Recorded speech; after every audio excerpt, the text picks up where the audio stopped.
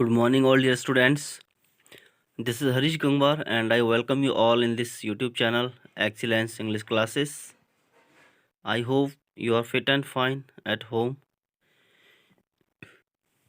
Today, I am giving the summary of After Blenheim. That is the fourth poem in class 9th and class 10th After Blenheim, and it has been composed by one of the Romantic poets, Robert Southey.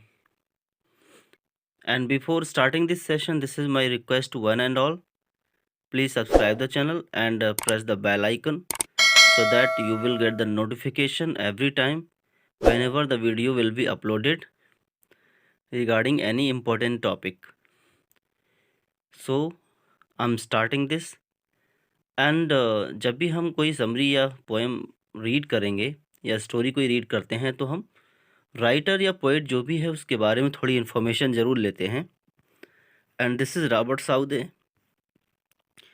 His birth year is 1774 and death year is 1843. And he was one of the three renowned lake poets associated with the Romantic school.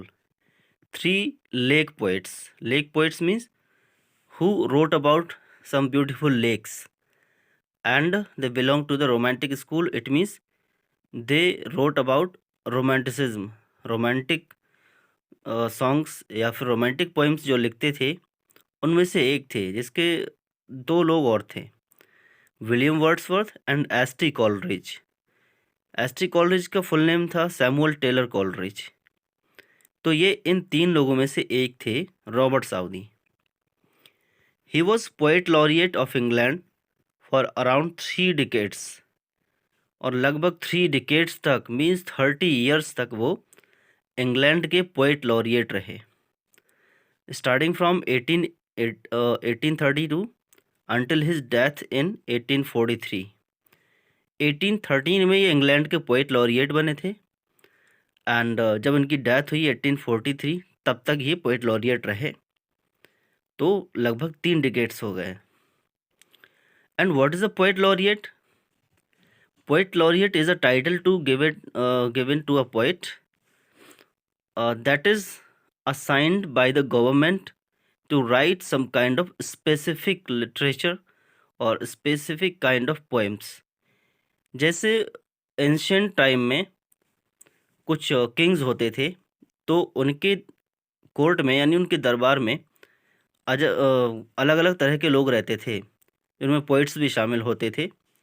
और जो government अपनी तरफ से एक poet रखती थी उसको poet laureate का दर्जा दिया गया.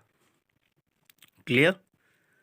तो पोएट लॉरिएट अपने आप में एक बड़ा टाइटल होता था. तो ये तो हुआ पोएट के बारे में, रॉबर्ट साउदी के बारे में आपको पता होना चाहिए. अब चलते हैं पोएम के बैकग्राउंड के लिए. पोएम कहाँ से स्टार्ट होती है? बिकॉज ये एक रियल इंसिडेंट पे बेस्ड पोएम है. It has been written here. After Blenheim also known as the battle of Blenheim. Battle of Blenheim. Blenheim एक जो प्लेस था उस जगह की बात हो रही है जहाँ पर एक बैटल हुआ था, एक लड़ाई हुई थी. Is a famous anti war poem. और ये एक फेमस एंटी वॉर पोएम है. Anti war means in an anti war poem the poet describes the bad results of a poem. जो उसके बैड रिजल्ट्स होते हैं, जो उसके खतरनाक परिणाम होते हैं, उनके बारे में बात होती है और पोएम को बुरा बताया जाता है. The poem published in 1798 is in the form of a ballad and its theme is the famous battle of Blenheim of 1704. ये एक बैलेड फॉर्म में लिखा गया है. Ballad means is a kind of song. एक काइंड का song होता है जिसमें राइमिंग पैटर्न होता है डिफरेंट काइंड का. A B and B C ये इसका राइमिंग पैटर्न होता है. मैं पिछली पोएम्स में भी आपके साथ राइमिंग पैटर्न पे बात कर चुका हूँ, तो उन पोएम को स्टडी करेंगे. यहाँ भी मैं राइमिंग पैटर्न आपको बताऊंगा. It was fought between the combined forces of France and Bavaria. तो एक साइड में थी combined forces France and Bavaria, and दूसरी साइड में थी इंग्लैंड एंड ऑस्ट्रिया। तो इन दोनों साइड में आपस में लड़ाई हुई थी ब्लैनहेम प्लेस पर, और इसके क्या रिजल्ट रहे इस पोएम में देखने को मिलते हैं। तो ये बैटल हुआ था 1704 में, एंड उसके बाद बैटल के काफ़ी सालों के बाद में ये स्टोरी बाहर निकल के आती है। The poem opens on the scene of a summer evening. An elderly farmer named Caspar was sitting in the sun in front of his cottage. ये जो पोएम ओपन होती है तो पोएम की ओपनिंग में दिखाया जाता है कि समर की इवनिंग होती है और एक ओल्ड फार्मर होता है कैस्पर। तो वो शाम की धूप में अपनी कॉटेज यानी अपनी कुटिया या गुफा के बाहर, जो उसकी झोपड़ी थी उसके बाहर गेट पे बैठा हुआ था काम फिनिश करने के बाद, लौटने के बाद। Watching his grandchildren Wilhelmine and Peterkin. तो विलहेल्मिन उसकी ग्रैंड डॉटर थी और पीटरकिन उसका ग्रैंडसन था। तो विलहेल्मिन एंड विलहेल्माइन इसको दोनों तरह से पढ़ा जाता है, बिकॉज पोएम की राइमिंग के अकॉर्डिंग इसको विलहेल्मिन एंड विलहेल्माइन दोनों नाम से पढ़ा जाता है। Playing on the field. तो क्या हुआ, कैस्पर बैठा हुआ था अपनी झोपड़ी के गेट पर और उसके दोनों जो ग्रैंड चिल्ड्रन थे वो बाहर खेल रहे थे फील्ड में। Wilhelmine saw her brother Peterkin who was rolling something large and round that he found near a stream. तभी क्या होता है, विल्हेल्माइन ने देखा अपने भाई को, जो उसका भाई पीटरकिन था, तो वो एक कोई बड़ी गोल गोल और बड़ी चीज़ को लुढ़का रहा था पैरों से, और वो चीज़ उसे कहाँ मिली थी, स्ट्रीम के किनारे। मतलब वहाँ पर एक छोटी सी रिवर थी, वहाँ पर शायद ये डैन्यूब रिवर की बात करते हैं, तो वहाँ उसे वो स्कल मिला था।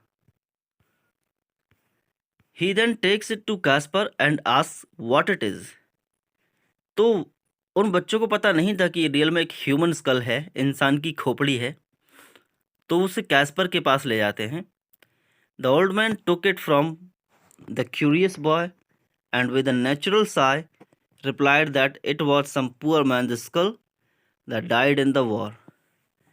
तो उसे उस खोपड़ी को देखते ही उस वॉर की याद आ गई जो काफ़ी टाइम पहले लड़ा गया था, और उसने कहा कि ये ऐसे ही किसी अभागे इंसान का सर है जो उस लड़ाई में मारा गया था। He further added that he had found many such skulls while plowing the fields as thousands of brave men died in the Battle of Blenheim. तो आगे क्या बोलता है वो, फर्दर एडेड, उसने आगे कहा कि ऐसे तो मुझे बहुत सारे स्कल्स मिलते रहते हैं जब खेत को जोतता हूँ, और खेत को जोतते हुए बहुत सारे स्कल्स मिलते हैं, क्योंकि पहले जो लोग वहाँ मरे होंगे उनके स्कल्स वहीं मिट्टी में दब गए थे, क्योंकि थाउजेंड्स, हजारों ब्रेव मैन, हजारों सोल्जर्स उस ब्लैनहेम की लड़ाई में मारे गए थे।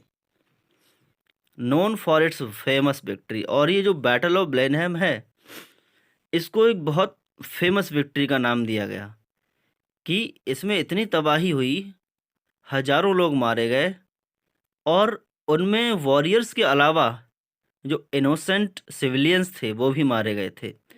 जब भी कोई वॉर होता है तो सोल्जर्स के साथ, वॉरियर्स के साथ इनोसेंट सिविलियंस भी मारे जाते हैं, तो उसको एक बहुत फेमस विक्ट्री, ग्रैंड विक्ट्री का नाम दिया गया। The young Peterkin became more curious to know all about the battle of Blenheim. तो पीटरकिन एक छोटा लड़का था, तो वो बहुत ज़्यादा क्यूरियस हो गया, उसको जानने की इच्छा हो गई कि ये आखिर बैटल ऑफ ब्लैनहेम क्या था। For what did the man fought with each other, और ऐसी क्या वजह थी कि लोग एक दूसरे से लड़े, और इतना खतरनाक मंजर यहाँ पर बना हुआ है। तो इस इमेज में आपको दिख रहा है कि कैस्पर अपनी ग्रैंड डॉटर विलहेल्मिन एंड अपने ग्रैंडसन पीटर किन से बात कर रहा है और वॉर के बारे में सब कुछ बता रहा है। To this Kaspar said that it was the English who defeated the French. इस लड़ाई में इंग्लैंड वालों ने फ्रांस को हरा दिया। तो इंग्लैंड एंड फ्रांस, इनकी लड़ाई पहले से ही चली आ रही है। आप लोग जब हिस्ट्री पढ़ते होंगे तो आपको थोड़ा बहुत इसके बारे में मालूम होगा, इंग्लैंड का और फ्रांस के बारे में। But he was not sure as to why they fought, but could only say that everybody said that it was a famous victory। तो उसने क्या कहा कि मुझे रीज़न तो पता नहीं है क्यों लड़े वो, बट उसने आगे ये कहा कि हर कोई ये कहता था कि यार विक्ट्री बहुत फेमस थी, बहुत शानदार विक्ट्री रही। यानी इंग्लैंड की जो जीत हुई तो इंग्लैंड की तरफ से बहुत वाहवाही हुई, उसकी तारीफ हुई इंग्लैंड की। और जो उसका वायसराय था, उसका नाम इसमें दिया गया है, उसकी बहुत तारीफ हुई थी। Caspar said that his father lived at Blenheim at that time, who had suffered heavy loss by the war।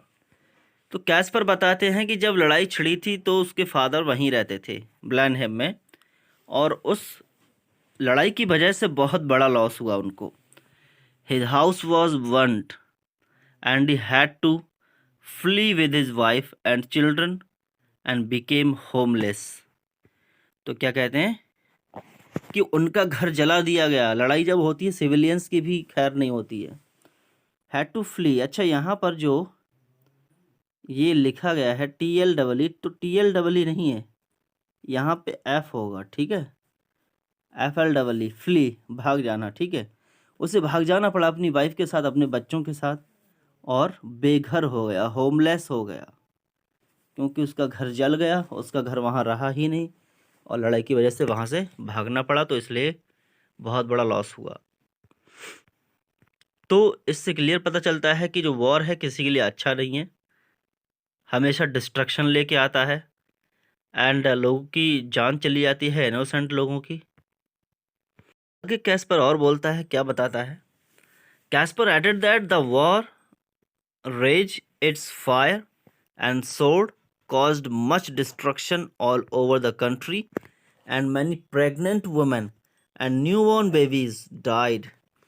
यानी वॉर इतना अग्रेसिव था और इस लड़ाई की आग, इसकी तलवारें, इन सब ने इतना डिस्ट्रक्शन किया पूरी कंट्री में कि यहाँ तक प्रेग्नेंट लेडीज़ एंड उनके छोटे छोटे बच्चे भी मार दिए गए, जो न्यूबॉर्न बेबीज़ थे, किसी को नहीं छोड़ा गया।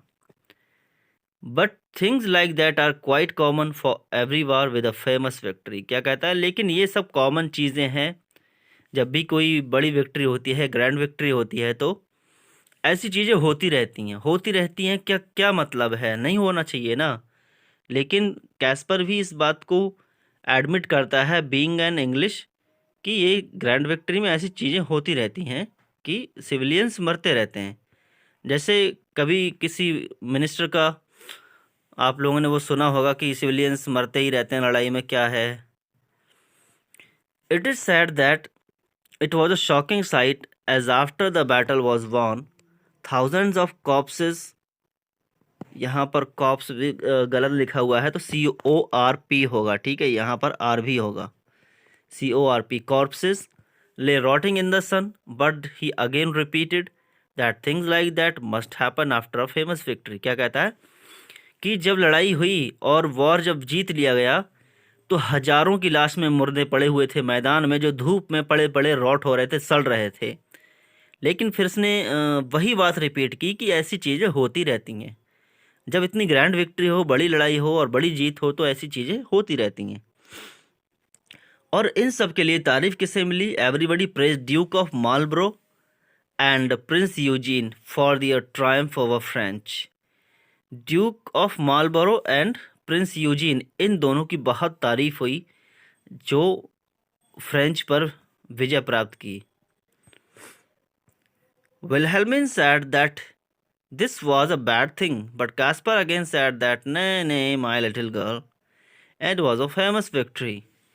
जब उसकी ग्रैंड डॉटर बोलती है कि ये तो खराब बात है, बुरी चीज़ है, लड़ाई इतना अच्छी चीज़ नहीं है, आप उसको बार बार अच्छा बता रहे हैं कि ऐसा होता रहता है, जिसमें इतनी सारी जानें चली जाएँ, इनोसेंट सिविलियंस मारे जाएँ, तो कैस्पर ने क्या किया, नहीं नहीं मेरी बच्ची, ये तो बहुत बड़ी विक्ट्री थी। Everybody praise the duke for the great fight, but Peterkin questioned as if any good came at last. तो क्या कहता है कि हर किसी ने प्रिंस यूजीन की तारीफ की और ड्यूक की तारीफ की, बट पीटरकिन क्या पूछता है, अच्छा ये बताओ जब लड़ाई होगी तो बाद में कोई गुड रिजल्ट निकल के आया, उसका गुड रिजल्ट क्या हुआ? जब इतनी बड़ी लड़ाई हुई तो उसका बहुत बड़ा गुड रिजल्ट निकल के आना चाहिए। To which Kaspar could say anything but only repeated that it was a famous victory. तो कैस्पर ने कुछ भी क्लियर आंसर नहीं दिया कि इसका क्या गुड रिजल्ट निकल के आया, बट उसने यही कहा कि ये तो बस एक फेमस विक्ट्री थी, ग्रैंड विक्ट्री थी, और इसमें ऐसी चीज़ें होती रहती हैं। तो ये एक एंटी वॉर पोएम है एंड इम्पॉर्टेंट पोएम भी है। एंटी वॉर पोएम एग्जाम में ज़रूर आ जाती हैं, एक ना एक एंटी वॉर पोएम ज़रूर आती है, तो इसके बारे में अच्छे से स्टडी कर लें। कैरेक्टर्स मैं आपको बता दूं, 3 ही कैरेक्टर्स हैं यहाँ पर, यानी जो प्रेजेंट में है कैस्पर, विल्हेल्माइन एंड पीटरकिन, और जो दूसरे कैरेक्टर्स हैं जो उस स्टोरी में थे वॉर में इन्वॉल्व, कंट्रीज थी French and Bavaria, England and Austria. फिर उनके जो पर्सन्स थे इंग्लैंड की तरफ से Prince Eugene and Duke of Marlborough. तो ये समरी हो गई है, इसको आप लिख लेंगे नोटबुक में, एंड वीडियो को लाइक ज़रूर करेंगे, कमेंट करेंगे, शेयर करेंगे अपने फ्रेंड्स के साथ। आज के लिए इतना ही। कल हम इस पोएम को एक्सप्लेन करेंगे तो आपको क्लियरली पता चलेगा कि वो दोनों छोटे बच्चे कैसे कैस्पर से क्वेश्चन करते हैं और कैस्पर कैसे उनका जवाब देता है।